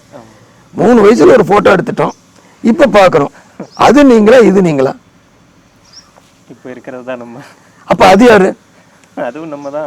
இப்போ எதோதான் சேர்ந்து தொடர் நாடகம் தானே, தொடர் இயக்கம் தானே. சில அணுக்கள் ஒரு நாளைக்கு 10 லட்சம் ஹீமோகுளோபின் செத்து போகுது, 3 லட்சம் ஹீமோகுளோபின் செத்து போகுது, 3 லட்சம் ப்ரொடக்ஷன் பண்ணணும். இது ஒரு ரிசர்ச்சில் கொடுக்குறான். இந்த உடலில் கிட்டத்தட்ட 1 கோடி வரைக்கும் செல்கள் டெத் ஆகுது ஒரு பர் டேவுக்கு. சரிங்க. அது ஹீமோகுளோபினோ பிளேட்லெட்ஸோ 1 கோடி ஒரு இடத்துல இல்லை, உடல் முழுவதும் 1 கோடி செல்கள் அழியுது. இந்த அழிஞ்ச செல்லை கொண்டு போய் கழிவில் போடணும், அந்த இடத்துல புது செல்லை உற்பத்தி பண்ணி ஆகணும். இது என்னன்னா 24 மணி நேரம் கணக்கு போட்டிங்கன்னா 24 மணி நேரத்தில் இவ்வளோ சாகுதுன்னா 1 கோடி செல்லை ரீப்ரொடக்ட் பண்ணுறதுக்கு டைமை போட்டு கணக்கு போட்டு பார்த்தா ஒளியின் வேகத்தை விட ஒரு ப்ரோக்ராம் இந்த சூப்பர் கம்ப்யூட்டர், நீங்கள் மைண்டுன்னு சொல்கிறோம் இல்லையா, அது சூப்பர் கம்ப்யூட்டர் அந்த வேகத்தில் இயங்கினா மட்டும்தான் அந்த செல்லை அந்த இடத்துல ப்ரொடக்ஷன் பண்ண முடியும். அவனு ஒரு ரிசர்ச் முடிக்கிறான். ஸோ இதுக்கெல்லாம் அவங்களுக்கு நுணுங்கி போய் சொல்லிட்டாங்களே இல்லையா, தொகுத்தாக பார்க்கறதுக்கு ஆளே கிடையாது. ஸோ தொகுத்தா அதுக்கு பேர் யோகம். இந்த யோகத்தில் இருந்தவங்க மட்டும் தானே சொல்கிறேன். இப்போ வள்ளலார், ஆதிசங்கரர், ராமானுஜர், மத்வர் இப்படி தானே பேசுகிறோம். அங்கே போனால் நபிகள், இயேசுபிரான், இப்படி யார் யாரெல்லாம் ஆன்மீகத்தில் இருந்தால் அவங்கள மட்டும் தான் தெரியுது. ஸோ அவங்க என்ன பண்ணுறாங்க, நுணுங்கி போகிறது விஞ்ஞானத்தை வேணான்னு அவங்க சொல்லவே இல்லை. அறிங்க அறிவோம்னு சொன்னாலும் சரி, அறிவோம் இன்னும் என்ன அறிகிறது, எதை பண்ண அந்த ஃபண்டமெண்டலுக்கு வந்தால் அவங்களுக்கு எல்லாம் தெரியுங்கிறாங்க. நீ புலன் வழியாக எல்லாத்தையும் அறிஞ்சிட முடியாது, இந்த பேசுன்னு அறிய முடியாத இருக்கு, அதையும் அறிவோம்னு இப்படி பக்தி உள்ளுக்கு இருந்து பக்தியில் சொல்லி கொடுத்து வெளியே வராத அமுக்கப்பட்ட விஷயங்கள் வெளியே வருது. ஓ இதுதானா சைவ சித்தாந்தத்தை பற்றி பேசுகிறாங்க, இறை நடனமும்னு. எனக்கு இலங்கையில் ஒருத்தர் வந்தார், அந்த வீட்டுக்காரங்க முதல் நாள் பயிற்சி எடுத்தாங்க. இவர் எங்கள் வீட்டுக்காரர் கொஞ்சம் கடாமுடா பேர் இல்லைங்க, கொஞ்சம் அவர் கேட்கறது பொறுத்துக்கிட்டு கொஞ்சம் பதில் சொன்னால் அவர் இந்த பயிற்சி எடுத்துக்குவார்னு எனக்கு தோணுதுன்னாங்க. சரி வர சொல்லுங்க அப்படின்னு. அவர் வந்து உட்கார கூட இல்லை, எத்தனை பேர் இப்படி கிளம்பிறீங்க அப்படின்னார். ஏன் நீங்கள் யாருன்னே சொல்லலை, இப்படி கேட்டீங்கன்னா என்ன இருக்கு, என்ன கேட்க வர்றீங்கன்னு சொன்னதான்னு தெரியணும். இல்லை இந்து மதத்தை ஏற்கனவே 6 சமயமாக இருக்குது, இப்போ ஜக்கி வாசுதேவ், ஆனந்தமாயி, நீங்கள் அப்படி இப்படி நிறைய புற்றீசல் மாதிரி நிறைய கரவிட்டு இந்த இந்து மதத்தை நீ எத்தனை வகையாக போட போகிறீங்க அப்படின்னாரு. இப்போ கேட்டவர் அங்கே பெரிய பதவியில் இருக்கார், ஒரு எம்பி, நந்தி மார்க்கத்தில் ஜெயிச்சு வந்தவர். இப்போ அவர்கிட்ட திருப்பி ஒரு கேள்வி கேட்டேன், சாமிஜி தான் எனக்கு விடை தெரியாமல, சாமிஜி இதுக்கு ஒரு விடை வேணும்னு கேட்டால் ஒரு ஆன்சர் வரும். அப்போ கேட்டேன், சிவன் பெரிதா நந்தி பெரிதா அப்படின்னு. சிவன் தான் பெருசு அப்படின்னார். எவ்வளோ பெருசாக இருப்பார்னா, அது சொல்லவே முடியாது, சொல்லுங்களே பார்க்கலாம் அப்படின்னா. இல்லை அவர் பிரபஞ்சத்தையே அவர் தான் காக்கிறாரு, அப்போ பெரியவர், பிரபஞ்சம் மாரி பெரியவர்னாங்க. அவ்வளோ பெரியது 5 அடிக்கு சைஸில் இருக்க ஒரு காலமாடு எப்படி மறைக்க அப்படின்னு. அதனால் பதில் சொல்ல முடியாது, இப்படி ஒரு கேள்வி அவர் எதிர்பார்க்கவும் இல்லை. சொன்னேன், நந்தி என்பது உருவம், சிவனையும் உங்களுக்கு காட்ட முடியாத தான் இருந்தது எழுந்தது, பீடம் இருந்தது எழுந்ததுங்கிறாங்க. உருவகம் உங்கள் மனசு தான், அதில் இருக்க கருமைய களங்கம் தான், கருமையத்தை உருவகப்படுத்துகிறாங்க. அதில் இருக்கிற பதிவு நல்லதாக இருந்தால் சிவன் தரிசனம் கிடைக்கும், இல்லைன்னா கிடைக்காது. அருவமானதை நீங்கள் மனதில் தான் பார்க்க முடியும்னு சொல்லி வச்சுருக்காங்க. மறைக்கிறது எது உங்கள் மனசு தான். நன்மை தீமை ரெண்டும் சேர்ந்து எல்லா காலத்துலேயும், ஏன்னா உணவு கிடைக்காமல் அது வேட்டையாடி தான் சாப்பிட்டாகணும். அப்போ அது நன்மையா தீமையா, பசிக்கிற உயிர் சாப்பிட்டு தானே ஆகணும். அந்த மாதிரி அவங்க கேள்வி எழுப்பினாங்க. இந்த மறைக்கிறது நந்தினா அதை சொல்லலை, இதை தான் சொல்லியிருக்கிறோம் அப்படின்னு சொல்லி பேசினேன். இதை தான் அவங்க நந்திங்கிறத அப்படி தான் சொன்னாங்க, இது மறைச்சிருக்குது. இப்போ சிவன் நடனம்னு சொல்கிறாங்க இல்லையா, அது அதிர்ந்து கொண்டே இருக்குன்னு வேதாத்திரி சொல்கிறாரு. அந்த ரெசோனன்ஸ் தான் நடனம்னு வச்சாங்க. அப்போ வேறு வார்த்தைகள் கிடைக்கல. இன்றைக்கி ரெசோனன்ஸ் சொன்னால் உலகம் பூரா சிவ ரெசோனன்ஸ்னு சொல்லுங்கள், நாங்கள் அதை சொல்லிக்கிட்டு இருக்கிறோம். நாங்கள் எதையும் மறுக்கலை, இருக்கிறதெல்லாம் நோண்டி வெளியே எடுத்து கொடுத்துட்ருக்கோம் அப்படின்னு. இப்போ நீங்கள் வெட்ட வெளியில் ஆரம்பித்து நாம் வரைக்கும் பிரபஞ்சமும் அண்டங்களும் தோற்றமும் அப்படி ஒரு பிரமிப்பான விஷயத்த ஒரு 3ஆம் கிளாஸ் படித்த மகரிஷி கொடுத்துறாங்கன்னா அவருக்கு செய்கிறது நமக்கு என்னவா இருக்க முடியும்? ஸோ அதை என்னுடைய இயக்கத்தில் ஏதாவது அவருக்கு ஒரு காணிக்கை கொடுக்கணும், அவரை எடுத்து மேலே வைக்கணும். அப்போ விஞ்ஞான உலகம் பார்க்கணுன்னா இந்த டிஎன்ஏ என்பது உலகம் பூரா தேடிட்டு இருக்க விஷயமா இருக்குது. ஸோ நம்ம எடுத்து வைக்கலாம்னா எனக்கு எட்டின வரைக்கும் இந்த எலக்ட்ரிக்கல், எலக்ட்ரானிக்ஸ், ஃபிசிக்ஸ், கெமிஸ்ட்ரி எல்லாம் கம்பைன் பண்ணி அதுக்கு ஒரு ரெஃபரன்ஸ் இது இருக்கிறதுனால வேதாத்திரியம். ஐயா இறுதியாக நீங்கள் இப்போ நம்ம சப்மிட் பண்ணதுக்கப்புறம் அதை எப்படிங்க எடுத்துக்கிட்டாங்க? அதுலேருந்து ஏதாவது நிறைய கொஸ்டின்ஸ் வந்ததா அவங்க சைடில் இருந்து? அது இன்னும் விளங்காத நிறைய பேர் இருப்பாங்க. ஆனால் என்ன ஏற்படுத்தியிருக்கு, இனி வருகிற ஆராய்ச்சியாளர்களுக்கானது ஒரு பெரிய தாக்கத்தை உண்டு பண்ணி. ஆமாம், ஒரு ஒரு ஒரு பேனா என்னது கல்விக்குள்ளே போனதுனால யூனிவர்சிட்டியில் ஏற்றுவாங்க. டிஎன்ஏ பற்றி யார் யாரெல்லாம் தர்றாங்க, அவங்க உலகம் முழுக்கும் என் சப்ஜெக்ட் எடுத்து படித்து பார்ப்பாங்க. ஸோ வேதாத்திரியத்தில் இப்படி ஒரு கான்செப்டாக இருக்கும். அவங்க மறுபடியும் என்னை தேடணும், அப்படி தேடும் பொழுது ஆன்சர் என்னகிட்ட இல்லை, வேதாந்தத்திலே இருக்கு அப்படிங்கிறது தான் என்னுடைய கான்செப்ட். இது இன்னும் நிறைய கேட்டாங்க, மறுபடியும் நீ இல்லை எவ்வளோலாம் சைக்காலஜி படித்தவங்க இருக்காங்க இல்லையா, அவங்களை கேளுங்க மைண்டுன்னு என்னன்னு, இல்லைன்னா அவங்களெல்லாம் வர சொல்லுங்கள், சைக்காலஜிக்காரெல்லாம் மனவளக்கலை கொடுங்க, அது என்னென்ன ஒர்க் பண்ணுது என்ன சொல்லித்தரலாம். நீங்கள் டிஎன்ஏ வைக்கிறதால ஃபிசிக்கல் பாடிஸில் வாலரிட்டி எப்படி டிஸ்டர்ப் ஆகுது, நோய் எப்படி வருது, இது எல்லாத்தையும் உங்களுக்கு சொல்லிக் கொடுக்கலாம். ஸோ உணவுனால் வர கேடு உணவு போய் எப்படி எனர்ஜியாக கன்வெர்ட் ஆகுது, ஸோ அது ஒரு ரிசர்ச் எடுத்து பண்ணிட்டு போகட்டும். ஸோ அஸ்ட்ரோஃபிசிக்ஸ் படிக்கிறாங்க, அதுலேருந்து என்ன வருது, சாமி சொல்கிற காந்தமாக வந்து பொருளில் பட்டு தன்மாற்றம் அடையுது, அதுக்கு தகுதிக்கு தகுந்த மாதிரி மாறுது, இந்த உடலில் கால்சியம் வருது, விட்டமின் டி கிடைக்குது, இதெல்லாமே சூரியன்னா எல்லாத்துலேருந்து வருதுன்னு சொல்லி கொடுக்கலாம். இப்படி ஒவ்வொரு துறைக்கும் பயன்படாத துறையே பயோ மேக்னட்டிசம் இல்லை, அதுதான் அடிப்படை. இது முருகன் சொல்லி காந்தம்னு வச்சுருக்கிறாங்க. ஸோ அவங்களுக்கு சொன்னால் முருகன் செஞ்சான்னு சொல்லிக்கலாம், புதியவர்களுக்கு சொன்னோன்னா மேக்னட்டிசம் கொண்டு போகலாம். ஸோ இது எல்லாத்தையும் ஒருங்கிணைக்கிற ஒரு அற்புதமான தத்துவத்தை மகரிஷி கொடுத்துருக்காங்க. அதில் ஒரு சின்ன ஒரு தூசியை தான் எடுத்து இந்த சப்ஜெக்ட்டு வச்சு கொடுத்துருக்கேன். அந்த கேள்வி கேட்கும் பொழுது தான் நான் செஞ்சுருக்கிறது எப்படி இன்னும் கொஞ்சம் குறையா இருக்கா, இல்லை இது அவங்கள ஃபாலோ பண்ணிட்டு போகிற மாதிரி இருக்கா அப்படின்னு. நீங்கள் விளக்குனதில் இந்த ஒரு தூசிக்கே எங்களுடைய அறிவு நிலையை கொஞ்சம் உயர்த்திக்கணுமோன்னு தோணுதுங்கய்யா. உண்மையில் நான் ஏதோ சொல்லணும்னு சொல்லுங்கய்யா. நான் நீங்கள் பேசவே நினச்சேன், ஐயோ கொஞ்சம் நம்ம எடுத்து ஏதாவது பார்த்துட்டு வந்திருக்கலாம் போல். நிறைய இடத்துல நீங்கள் போகும்போது நான் யோசிச்சு தான் உங்களை ஃபாலோ பண்ணுற மாதிரி இருந்தது. ஸோ அந்த அளவுக்கு விவசாயியாக இருந்தாலும் இன்று விஞ்ஞானம் பேசக்கூடிய அளவுக்கு நம்மை உயர்த்தி கொண்டு போய் இந்த நிலையில் வைத்திருக்கக்கூடிய நம்முடைய குருவர்கள் தான் அனைத்திற்கும் காரணம். நிச்சயமா குருவர்கள் தான். இவ்வளவு பணிக்கு இடையே உங்களுடைய நேரத்தை ஒதுக்கி நம்மளுடைய இறைத்தேடல் நண்பர்களுக்காக இந்த வேதாத்திரிய விஞ்ஞான பார்வையில் இந்த விஞ்ஞான தத்துவத்தை வந்து எங்களோட பகிர்ந்து கொண்டமைக்கு மிக்க நன்றிங்க ஐயா. வாழ்க வளமுடன். அனைத்து அன்பர்களுக்கும் வாழ்த்துக்களும் நன்றிகளும். வாழ்க வளமுடன், வாழ்க வளமுடன், வாழ்க.